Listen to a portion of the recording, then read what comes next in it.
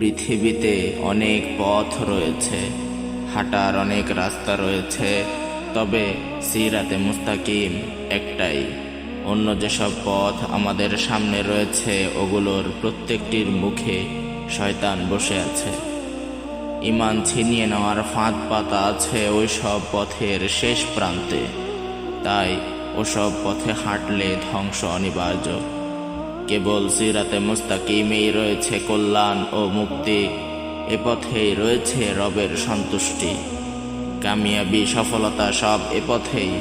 এখানে কোনো আলো আধারের খেলা নেই, নেই কালো ছায়ার হাতছানি। এখানকার চারিদিকে কেবল আলো আর আলো। এ পথে হাঁটলে কেউ পথ হারা হবে না, অতল তলে হারিয়ে যাবে না। এর শেষটা মিশে আছে জান্নাতের সাথে।